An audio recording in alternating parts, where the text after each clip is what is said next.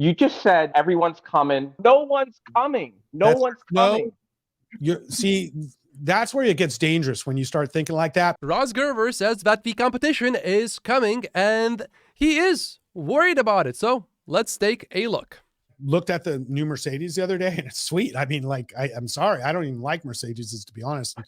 Like, it's sweet. It's like, I'm not going to lie, you know, but what I'm thinking is not where we are today. Where I'm thinking is, let's say, over the next year. So over the next year, lots of new cars are going to come out and everybody's working on this. This was Tesla's goal. Indeed, many more vehicles are coming out, and that was why Elon founded Tesla in the first place. But let's see if there are actually any compelling EVs coming out soon. There's an Audi e-tron if you want for $72,000, and you will get 226 miles. If that range is not enough for you, how about a BMW i7? It has 318 miles, but will cost you $120,000.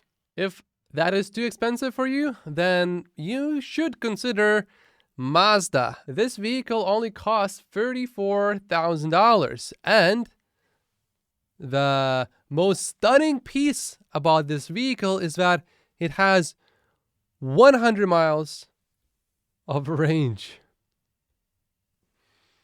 If I am paying $60,000, I want more than 248 miles.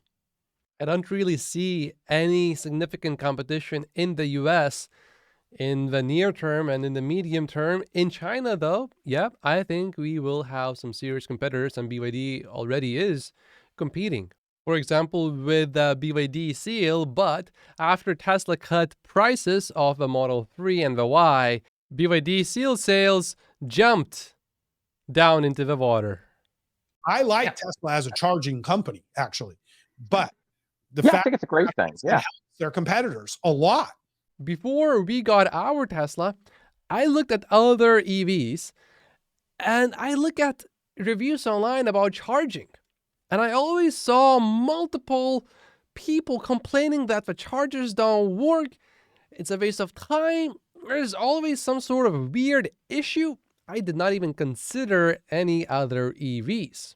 Going forward, that will no longer really be the case. People will actually compare Tesla vehicles with other brands and realize they still suck. And will go with a Tesla usually for the most part. You just said everyone's coming. That's what the Bears were saying a few years ago. You know, Audi's coming with e-tron. They're not selling any of them 5 years later. I just went to Audi's website and they say Audi has the largest portfolio of electric cars in the market. I go to Audi Canada and here they have 7 models. Tesla has 4. The S, the X, the 3, and the Y.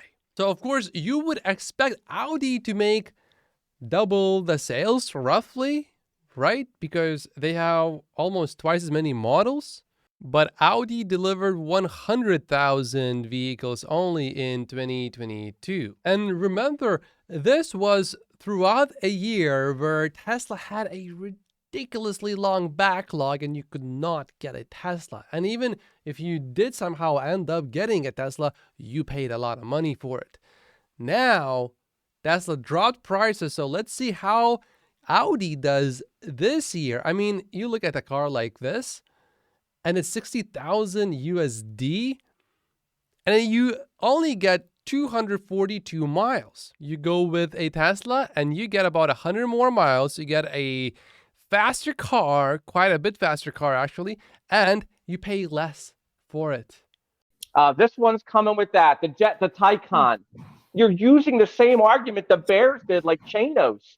Nobody's coming. Mercedes, they're all concept cars. They can't scale them. They don't make them. How could I even buy them? They're dead, Ross. You're using the argument that was used a few years ago. No one's coming. No one's coming. See, that's where it gets dangerous when you start thinking like that, because there's a lot of people who are now in an existential threat to their survival, like Toyota. Okay. If Toyota does not adapt, they will die. If Mercedes Right. does not adapt, they will die. Nobody's confused anymore. Okay. But name one Toyota EV in the market that I can't even name one. Do they sell any EVs? They Yes. don't Yeah, sell they any. just came out with a BX3 Okay, and they sell had 50 what, EVs a It's year. the That's same not thing. competition. Hyundai in i5 China. is selling like crazy. Okay. And they're making them. And to just assume that, see, one of the biggest reasons they couldn't do it was because of batteries. Okay. And batteries are now being mass produced by CATL, and they're being sold at a discount right now to all these companies.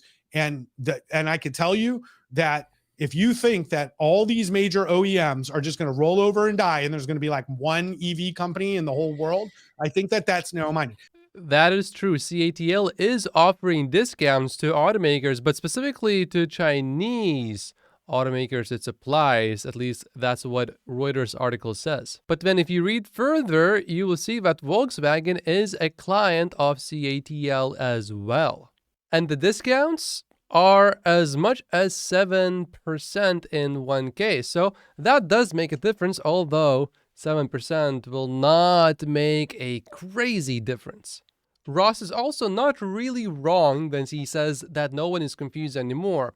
The thing that many automakers are still confused by, though, is the timeline. Audi pledges to go all electric by 2033. They should really do that sooner. But it is true that they are at least really trying now. Many will fail and go bankrupt and will be shadows of former selves. Now, what I do think, which I think could be the biggest game changer in Tesla's future, is if they can scale 4680 successfully. They need to get this to work. This creates a bigger moat for them. Okay. It's a battery company. It's a cell company. And if this technology can work, it creates a bigger moat for them. But if they're going to keep using 2170 cells like they're using now, everybody's starting to do this. And over time, Wait. there will be I'm good sorry. competitors. And there's 80 million sold every year. So that means 60 million other cars have to be made by other players. That would mean there would be some competitors at some point, don't you think? Ross was making his point in a slightly roundabout way, and eventually Alexander started to get a little bit annoyed at that. But eventually Ross did make his point. However, there will be competitors long term. This vehicle, for example, made by Toyota, often called an electric Corolla, supposedly offers basically a comparable range to Model 3. And if you watch this video from a few days ago, you will know exactly what I mean by supposedly. But that vehicle is developed by BYD and is built by BYD, basically, not by Toyota. BYD is a competitor, yes. Toyota, I'm not sure about that. Ross does have a point that the 4680 battery for Tesla is going to be very important because it will allow Tesla to make batteries at a significantly lower cost. Other automakers will have to buy batteries from another company. That will make their costs higher.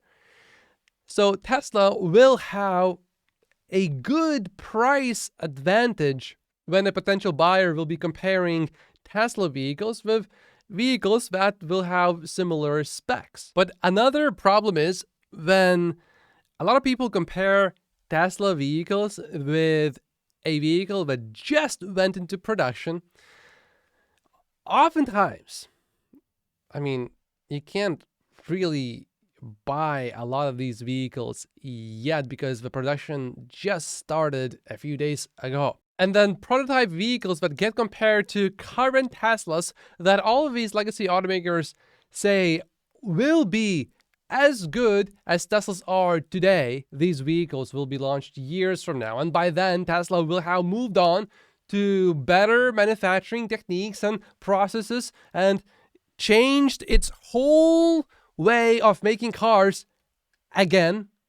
So you can't really compare these specs of these vehicles that you don't have yet with vehicles that Tesla is making today, because Tesla will have better vehicles by then. And this is the Tesla stock buying opportunity explained by Elon Musk. My name is Matt Pocius. Like and subscribe if you haven't yet, and I will see you in the next video. Thank you so much for watching.